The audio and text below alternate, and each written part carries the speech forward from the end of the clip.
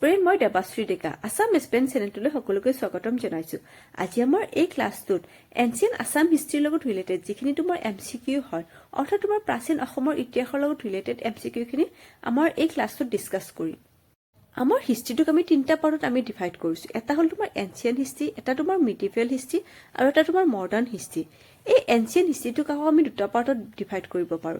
এটা হ'ল তোমাৰ মাইথলজিকেল পাৰ্ট আৰু এটা হ'ল তোমাৰ 4th চেঞ্চুৰীৰ পৰা যেতিয়া বৰ্মন বংশৰ ৰজাসকলে ৰাজত্ব কৰিছিলে সেইটো পাৰ্ট।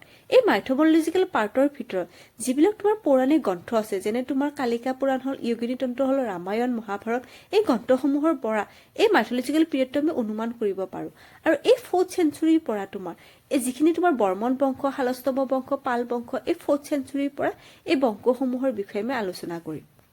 এনচিয়েণ্ট হিষ্ট্ৰীটোৰ লগত ৰিলেটেড বেছিভাগ তোমাৰ এমচিকিউ আজিকালি তোমাৰ এই লিটাৰেচি চ'ৰ্চৰ পৰা অহা দেখা যায়। আৰু লিটাৰেচি চ'ৰ্চৰ উপৰিও যিবিলাক তোমাৰ এপিগ্ৰাফ আছে, যেনে শিলালিপি, তাম্বালিপি, সেইবোৰৰ পৰা তোমাৰ কুৱেশ্যন অহা দেখা যায়।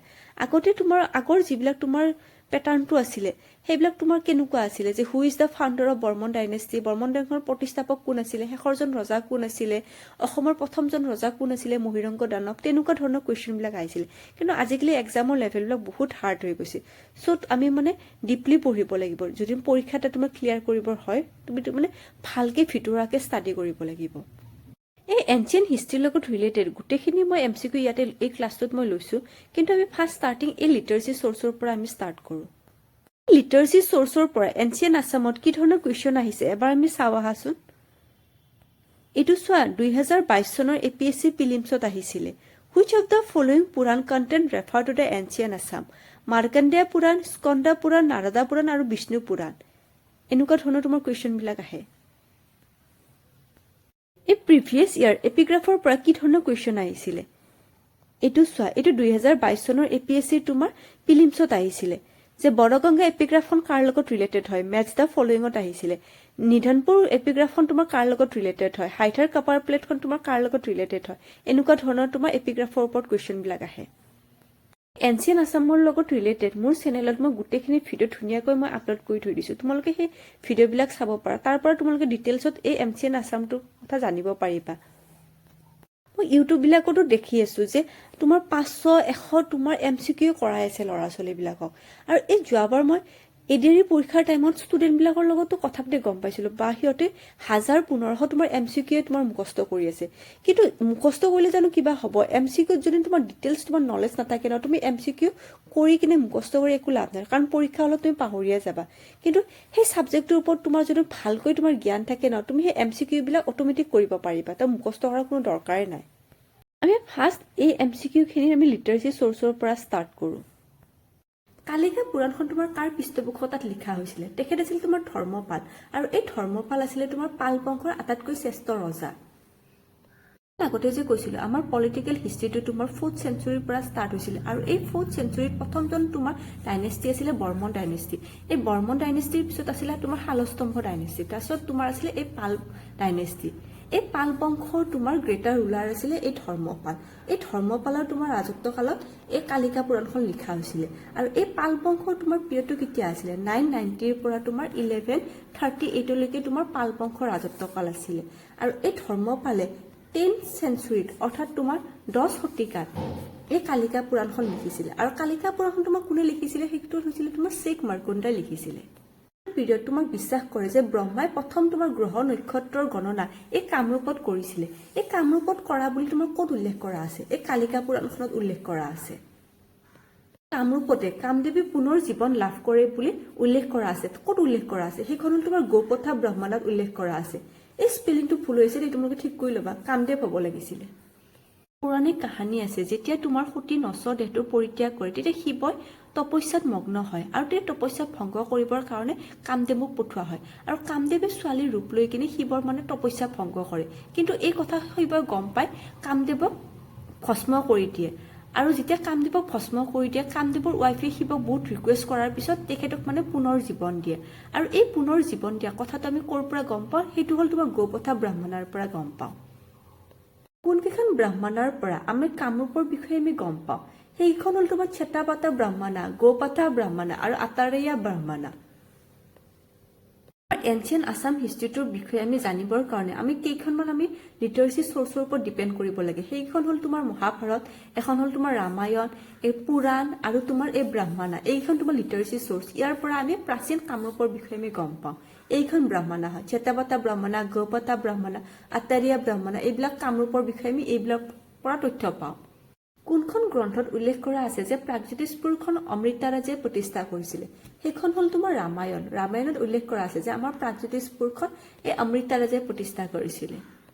প্ৰাচীন কামৰূপৰ বিষয়ে তথ্য পোৱা পুৰাণ কেইখন হ'ল তোমাৰ এইটো গৰুড় পুৰাণ, মাৰ্কণ্ড পুৰাণ, নাৰদা পুৰাণ, স্কন্দ পুৰাণ, অগ্নি পুৰাণ, বিষ্ণু পুৰাণ। এইকেইখন হ'ল তোমাৰ পুৰাণ, যাৰ পৰা আমি কামৰূপৰ বিষয়ে গম পাব পাৰোঁ। এইখন হ'ল তোমাৰ ব্ৰাহ্মণা আছিলে, যেতিয়া চেতাপতা ব্ৰাহ্মণা, গৌপতা ব্ৰাহ্মণা, আটায়া ব্ৰাহ্মণা, এইকেইখন হ'ল তোমাৰ ব্ৰাহ্মণা আৰু এইকেইখন হ'ল তোমাৰ পুৰাণ। এইখনৰ পৰা তুমি কামৰূপৰ বিষয়ে জানিব পাৰিবা। যোগিনী তন্ত্ৰখন কেতিয়া ৰচনা কৰা হৈছিল? যোগিনী তন্ত্ৰখন তোমাৰ 16th চেঞ্চুৰীত ৰচনা কৰা হৈছিল। অলপ আগতে যে কৈছিলো মই কালিকা পুৰাণখন আমাৰ 10th চেঞ্চুৰীত ৰচনা কৰা হৈছিলে ধৰ্মপালৰ সময়ত। ঠিক সেইদৰে তোমাৰ এই যোগিনী তন্ত্ৰখন তোমাৰ 16th চেঞ্চুৰীত তোমাৰ ৰচনা কৰা হৈছিল। এই কালিকা পুৰাণ আৰু এই যোগিনী তন্ত্ৰ দুখন, এই দুখন পৰা মষ্ট ইম্পৰ্টেণ্ট তোমাৰ লিটাৰেচি চ'ৰ্চ হয় এই কামৰূপৰ বিষয়ে জানিবৰ কাৰণে। 2018 চনৰ APSC প্ৰিলিমছত আহিছিলে যে যোগিনী তন্ত্ৰখন তোমাৰ কেতিয়া ৰচনা কৰা হৈছিল? সেইখন হ'ল তোমাৰ 16th চেঞ্চুৰী। প্ৰাচীন অসমৰ আটাইতকৈ পুৰণি ডেটেড ইনস্ক্ৰিপশ্যন কোনখন হয়? সেইখন হ'ল তোমাৰ বৰাগংগা এপিগ্ৰাফ। এইখন কাৰ লগত ৰিলেটেড হয়? এইখন তোমাৰ ফুটি বৰ্মনৰ লগত ৰিলেটেড হয়। ফুটি বৰ্মন কোন আছিলে? ফুটি বৰ্মন আছিলে তোমাৰ বৰ্মন বংশৰ এজন শাসনকৰ্তা। বৰ্মন বংশৰ প্ৰতিষ্ঠাপক আছিলে পুষ্প বৰ্মন। পুষ্প বৰ্মনৰ পিছত আছিলে তেখেতৰ পুত্ৰ সমুদ্ৰ বৰ্মন, বালা বৰ্মন। এই ফুটি বৰ্মনত ঠিক এইদৰে এজন ৰজা আছিলে আৰু এই ফুটি বৰ্মনত ৰিলেটেড আছিলে এই বৰাগংগা এপিগ্ৰাফখন। আৰু এই বৰাগংগা এপিগ্ৰাফখনত কি লিখা আছিল? যে এই ফুটি বৰ্মনে 200জন ব্ৰাহ্মণ পৰিয়ালক তেখেতে ভূমি দান কৰিছিলে। উমাচল ৰক ইনস্ক্ৰিপশ্যনখনত কোনজন দেৱতাৰ কথা উল্লেখ কৰা আছে? বলভদ্ৰা। বলভদ্ৰৰ কথা তোমাৰ উল্লেখ কৰা আছে। উমাচল ৰক ইনস্ক্ৰিপশ্যন মানে কি হয়? তোমাৰ এই শিলালিপি। এই শিলালিপিখনতে তোমাৰ মহেন্দ্ৰ বৰ্মনক তোমাৰ সুৰেন্দ্ৰ বৰ্মন বুলি উল্লেখ কৰা আছে। এই মহেন্দ্ৰ বৰ্মন কোন আছিলে? তোমাৰ বৰ্মন বংশৰ এজন তোমাৰ শাসনকৰ্তা আছিলে আৰু এই মহেন্দ্ৰ বৰ্মনজনৰ নামজন তোমাৰ সুৰেন্দ্ৰ বৰ্মন বুলি তাতে লিখা আছে। এই মহেন্দ্ৰ বৰ্মনজন আছিলে তোমাৰ প্ৰথমজন ৰজা যিয়ে তোমাৰ কামৰূপত অশ্বমেধ যজ্ঞ কৰিছিলে। এমচিকিউতে আমি কিমানটা কুৱেশ্যন কৰিব পাৰিলো চোৱা। মহেন্দ্ৰ বৰ্মন আছিলে প্ৰথমজন তোমাৰ অশ্বমেধ যজ্ঞ কৰা কামৰূপৰ ৰজা আছিলে আৰু এই মহেন্দ্ৰ বৰ্মনক তোমাৰ উমাচল ৰক ইনস্ক্ৰিপশ্যনত তেখেতক সুৰেন্দ্ৰ বৰ্মন বুলি উল্লেখ কৰা আছে। আৰু উমাচল ৰক ইনস্ক্ৰিপশ্যনত কোনজন তোমাৰ দেৱতাৰ কথা উল্লেখ কৰা আছে? সেই তেখেত হ'ল তোমাৰ বলভদ্ৰা। এই ডুবি আৰু নিধনপুৰ গ্ৰান্থখন তোমাৰ কাৰ লগত ৰিলেটেড হয়? তেখেত হ'ল তোমাৰ ভাস্কৰ বৰ্মন আৰু এই ভাস্কৰ বৰ্মন আছিল তোমাৰ বৰ্মন বংশৰ আটাইতকৈ তোমাৰ সৰ্বশ্ৰেষ্ঠ ৰজা আৰু এই ভাস্কৰ বৰ্মনৰ দিনতে চীনৰ পৰিব্ৰাজক হিউৱেন চাং অসমলৈকে পৰিভ্ৰমণ কৰিবলৈ আহে। ভাস্কৰ বৰ্মনৰ লগত তোমাৰ সমসাময়িক আন এজন ৰজা আছিলে তোমাৰ কনৌজৰ হৰ্ষবৰ্ধন আৰু এই হৰ্ষবৰ্ধনৰ সভালৈকে ভাস্কৰ বৰ্মনৰ এজন এম্বেচেডাৰ হৰ্ষবেগক পঠোৱা হয় আৰু যেতিয়া হৰ্ষবেগক তোমাৰ পঠোৱা হয় হৰ্ষবৰ্ধনৰ সভালৈকে তেতিয়া ভাস্কৰ বৰ্মনে এটা গিফ্ট হিচাপত উপহাৰ হিচাপে তেখেতলৈ পঠিয়ায় আৰু সেই গিফ্টটো কি আছিলে? পাত আৰু তুলিকা। পাত আৰু তুলিকা মানে কি হয়? এখন পিকচাৰ আছিলে। 2017 আৰু 18 চনত যেতিয়া নালন্দা বিশ্ববিদ্যালয়খনৰ তোমাৰ এই ধ্বংসাৱশেষবিলাক উদ্ধাৰ কৰে, এই ধ্বংসাৱশেষবিলাক উদ্ধাৰ কৰাৰ সময়ত এই ভাস্কৰ বৰ্মনৰ চিল এটা উদ্ধাৰ কৰা হয় আৰু সেই ভাস্কৰ বৰ্মনৰ চিলটো কোনে উদ্ধাৰ কৰিছিলে? ডেভিড স্পনৰে। তোমালোকে বাৰু ভাবিছা যে নালন্দা বিশ্ববিদ্যালয়খনত হিউৱেন চাঙৰ চিলটোনো কি কৰিব গৈছিলে? তেখেতে কিহৰ কাৰণে গৈছিলে? ভাস্কৰ বৰ্মনে যে গম পাইছিলে যে চীনৰ পৰিব্ৰাজক হিউৱেন চাং এই নালন্দা বিশ্ববিদ্যালয়ত তাতে অধ্যয়ন কৰি আছে, চ' তেখেতক মাতিবৰ কাৰণে এই নালন্দা বিশ্ববিদ্যালয়ৰ এজন অধ্যাপক আছিলে, তেখেতৰ নাম আছিল তোমাৰ শিলভদ্ৰা। এই শিলভদ্ৰাক ৰিকুৱেষ্ট কৰিবৰ কাৰণে নালন্দা বিশ্ববিদ্যালয়লৈকে গৈছিলে। তোমালোকে বাৰু ভাবিছানে যে ভাস্কৰ বৰ্মনৰ চিলটো এই নালন্দা বিশ্ববিদ্যালয়ত কিহৰ কাৰণে গৈছিলে? তেখেতে ভাস্কৰ বৰ্মনে গম পায় যে চীনৰ পৰিব্ৰাজক হিউৱেন চাং এই নালন্দা বিশ্ববিদ্যালয়ত অধ্যয়ন কৰি আছে, চ' এই নালন্দা বিশ্ববিদ্যালয়ৰ এজন অধ্যাপক আছিলে, তেখেতৰ নাম আছিলে শিলভদ্ৰা। এই শিলভদ্ৰাক ৰিকুৱেষ্ট কৰিবৰ কাৰণে এই ভাস্কৰ বৰ্মনে গৈছিলে যে হিউৱেন চাঙক অসমলৈকে পঠিয়াই দিয়ক আৰু অসমৰ বিষয়ে তেখেতে ধুনীয়াকৈ পৰিভ্ৰমণ কৰি কিনে এটা টোকা লিখি থৈ যাওক।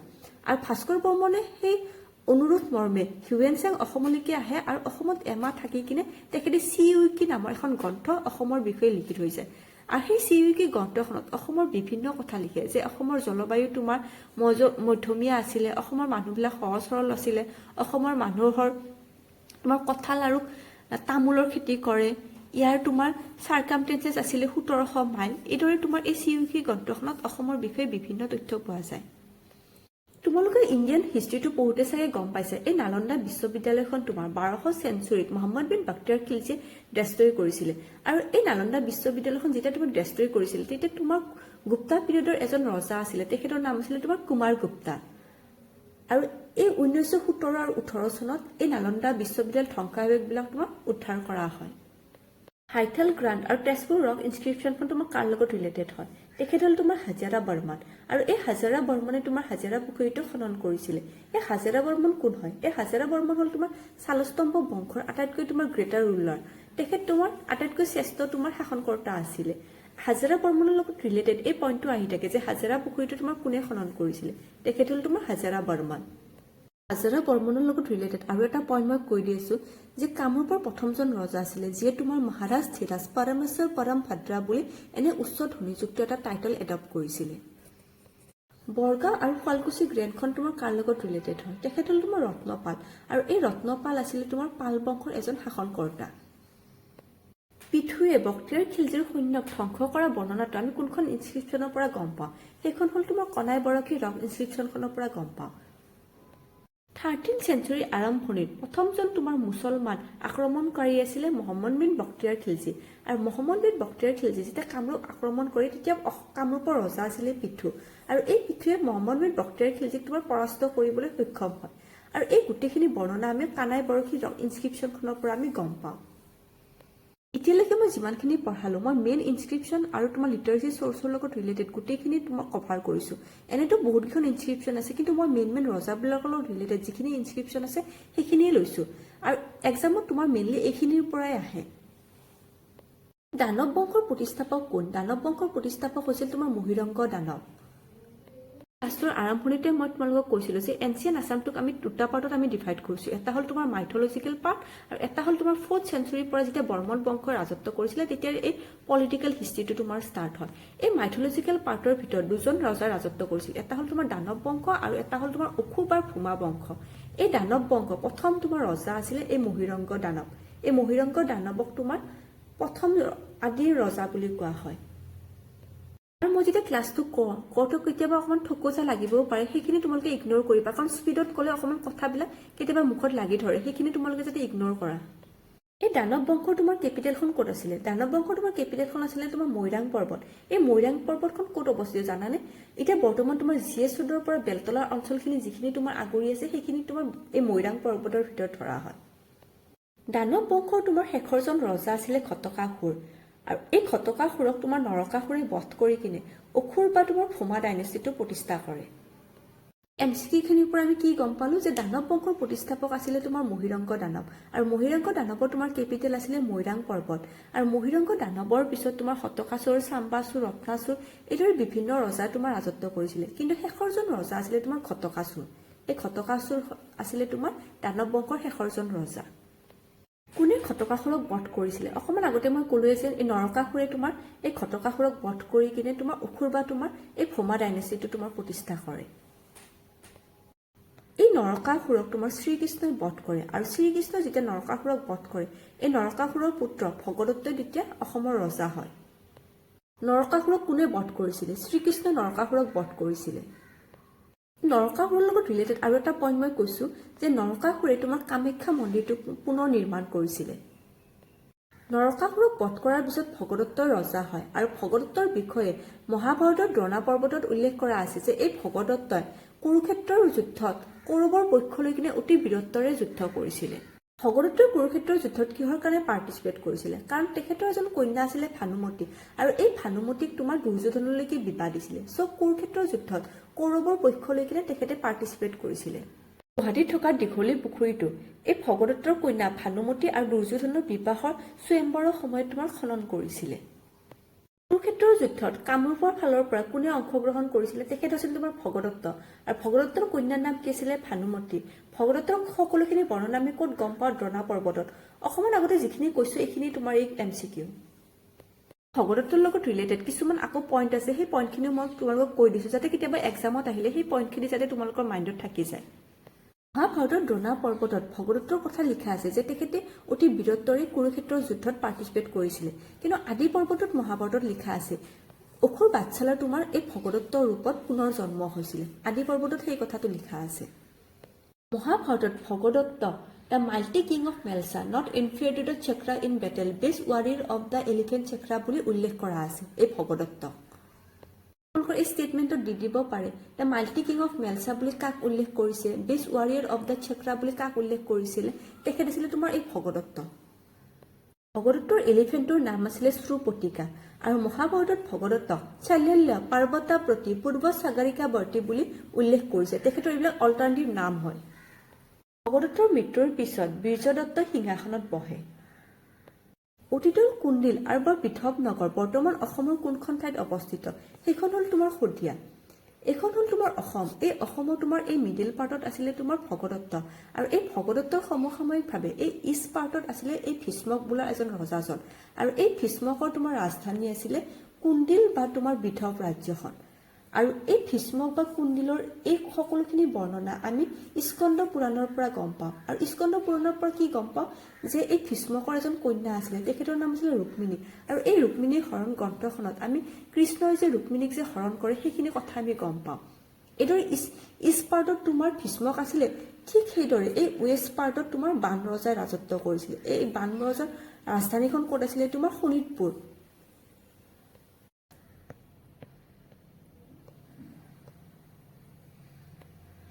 কামৰূপখনক কিমানটা তোমাৰ পীঠত বিভক্ত কৰা হৈছিল, সেইটো হ'ল তোমাৰ 4টা পীঠত, কামপীঠ, ৰত্নপীঠ, সোমাৰপীঠ আৰু স্বৰ্ণপীঠ। আটাইতকৈ শক্তিশালী তোমাৰ পীঠ আছিলে এই স্বৰ্ণপীঠ। যিদৰে এতিয়া তোমাৰ বৰ্তমান ৰাজ্যবোৰক তোমাৰ ডিষ্ট্ৰিক্ট ৱাইজ তোমাৰ ডিভাইড কৰা হৈছিলে, ঠিক সেইদৰে তোমাৰ নিজৰ তোমাৰ পলিটিকেল সুবিধাৰ বাবে এই পীঠ হিচাপত তোমাক ডিভাইড কৰিছিলে। এই 4টা পীঠ আছিলে। অসম হিষ্ট্ৰী তোমাৰ A to Z বুক, এই হিষ্ট্ৰী বুকখনত মই গোটেইখিনি তোমাৰ আছাম হিষ্ট্ৰীৰ লগত ৰিলেটেড যিমানখিনি টপিক আছে, এনচিয়েণ্ট হিষ্ট্ৰী হওক, মিডিভেল হিষ্ট্ৰী হওক, মডাৰ্ণ হিষ্ট্ৰী হওক, গোটেইখিনি মই টপিক ইয়াতে কভাৰ কৰিছোঁ। আৰু গোটেই টপিকবিলাক মই এক্সাম অৰিয়েণ্টেড পইণ্টবিলাক মই ইয়াতে লৈছোঁ। চ' গোটেইবিলাক তোমাৰ আছে। আৰু ইয়াৰ মেইন চ'ৰ্চটো হ'ল মোৰ গুৱাহাটী ইউনিভাৰ্চিটি আৰু ডিব্ৰুগড় ইউনিভাৰ্চিটিৰ লগত ৰিলেটেড যিমানখিনি তোমাৰ হিষ্ট্ৰী বুক আছে, এই হিষ্ট্ৰী বুকৰ পৰা মই এইবিলাক কালেক্ট কৰিছোঁ। তাৰ উপৰি চেবাৰ বুকবিলাক মই ৰেফাৰ কৰিছোঁ। আৰু এই বুকখন মই অকল এক্সাম অৰিয়েণ্টেড, মানে প্ৰিভিয়াছ ইয়াৰ এক্সামৰ লগত কেনেকুৱা ধৰণৰ টপিক আহে, অকল 3rd গ্ৰেড 4th গ্ৰেড বুলি নহয়, তোমাৰ APSC তোমাৰ প্ৰিলিমছ হওক, মেইনছ হওক, এই গোটেইখিনি এক্সাম অৰিয়েণ্টেড মই ইয়াতে টপিক দিছোঁ। আৰু কিবা যদি তোমালোকৰ কনফিউজিং থাকে, ডাউট থাকে, তেতিয়াহ'লে মোক সুধিব পাৰা। আৰু এইখন যদি তোমালোকক লাগে তেতিয়াহ'লে মোৰ লগত যোগাযোগ কৰিবা। গোটেইখিনি মই ইয়াতে কভাৰ কৰা আছে তোমাৰ, আৰু গোটেই ডিটেইলছত লিখা আছে তোমাৰ A to Z মই ইয়াতে কভাৰ কৰিছোঁ। তোমাক মই মডাৰ্ণ হিষ্ট্ৰীটো দেখাই দি আছোঁ, কাৰণ মডাৰ্ণ হিষ্ট্ৰীৰ লগত পৰা আজিকালি বহুত তোমাৰ কুৱেশ্যন আহে। এইখিনি হ'ল তোমাৰ আহোম ডাইনেষ্টি। এই আহোম ডাইনেষ্টিটো গোটেইখিনি পইণ্ট ইয়াতে আছে। আৰু এইখনৰ বাহিৰে তোমাৰ কোনো ধৰণৰ তোমাৰ বেলেগ আৰু বুকটো পঢ়িব নালাগে, কাৰণ তোমাৰ এই আছামিজ মিডিয়ামৰ শিক্ষাৰ্থীসকলৰ সুবিধাৰ কাৰণে মই এইখিনি তোমাৰ ইমান কষ্ট কৰি কিনে মই বনাইছোঁ। আৰু মই যেতিয়া মেইনছৰ পৰীক্ষা দিছিলোঁ, এইখিনি তোমাৰ মডাৰ্ণ হিষ্ট্ৰী, এইখিনি তোমাৰ অসমৰ মডাৰ্ণ হিষ্ট্ৰী। আৰু এই মডাৰ্ণ হিষ্ট্ৰীত তোমাৰ যিখিনি তোমাৰ বিপ্লৱ আছে, স্বাধীনতা সংগ্ৰাম আছে, বা ব্ৰিটিছৰ লগত যিখিনি তোমাৰ এগ্ৰিমেণ্ট আছে, যেনে গুৱাহাটী সন্ধি, এই গোটেইখিনি তোমাৰ পইণ্ট মই ইয়াতে কভাৰ কৰিছোঁ। এটা পইণ্ট মানে ইয়াৰ পৰা তুমি ইয়াৰ বাহিৰত মানে এটা টপিক ইয়াৰ পৰা নোপোৱা, গোটেইখিনি ইয়াতে এক্সাম অৰিয়েণ্টেড পইণ্ট আছে। কৃষক বিদ্ৰোহ আন্দোলন গোটেই ডিটেইলছত লিখা আছে, ৰঙিয়া ৰাইচ মিল, এই সকলোখিনি। কাৰোবাক যদি তোমালোকৰ প্ৰয়োজন হয় তেতিয়াহ'লে মোৰ লগত যোগাযোগ কৰিবা। এইখন তোমাৰ চিভিল ডিচিপ্লিন মুভমেণ্ট, যেনেকৈ তোমাৰ ইণ্ডিয়াৰ তোমাৰ হিষ্ট্ৰীটোত এই চিভিল ডিচিপ্লিন মুভমেণ্ট থাকে, তোমাৰ স্বৰাজ আন্দোলন, স্বদেশী আন্দোলন, এই কালিঙ্গা বিদ্ৰোহ, এইবিলাক গোটেইখিনি মই ইয়াতে ব্যৱহাৰ কৰিছোঁ। ভগদত্তৰ হাতীটোৰ নাম কি আছিলে? শ্ৰুপতিকা। ভগদত্তক কোনে হত্যা কৰিছিলে? ভগদত্তক কুৰুক্ষেত্ৰৰ যুদ্ধত অৰ্জুনে হত্যা কৰিছিলে। শালস্তম্ভ বংশৰ প্ৰতিষ্ঠাপক কোন? শালস্তম্ভ বংশৰ প্ৰতিষ্ঠাপক হ'ল তোমাৰ মেলছানাথ বা তোমাৰ শালস্তম্ভ। আৰু এই শালস্তম্ভ বংশৰ তোমাৰ শ্ৰেষ্ঠ ৰজাজনৰ নাম কি আছিলে? তেখেত হ'ল তোমাৰ হজৰা বৰ্মন। আৰু এই হজৰা বৰ্মন তোমাৰ হাজেৰা পুখুৰীটো খনন কৰিছিলে। আৰু হাজেৰা বৰ্মনৰ লগত ৰিলেটেড হাইথাৰ কপাৰ প্লেট আৰু তেজপুৰ ৰক ইনস্ক্ৰিপশ্যনখন তোমাৰ হাজেৰা বৰ্মনৰ লগত ৰিলেটেড হয়। পাল বংশৰ প্ৰতিষ্ঠাপক কোন? ব্ৰহ্মপাল। পাল বংশৰ শ্ৰেষ্ঠ ৰজাজন কোন আছিলে? ধৰ্মপাল। আৰু এই ধৰ্মপালৰ দিনতে তোমাৰ কালিকা পুৰাণখন লিখা হৈছিলে। আৰু পাল বংশৰ তোমাৰ শেষৰজন ৰজা আছিলে জয়পাল। যেন আছাম হিষ্ট্ৰীৰ MCQ-খিনি আজি ইয়াতে সমাপ্ত কৰিছোঁ আৰু এইদৰে মোৰ লগত জড়িত হৈ থাকা আৰু সদায় ইউনিক আৰু তোমালোকে এক্সাম অৰিয়েণ্টেড কুৱেশ্যনবিলাক তাৰ পৰা পাই থাকিবা।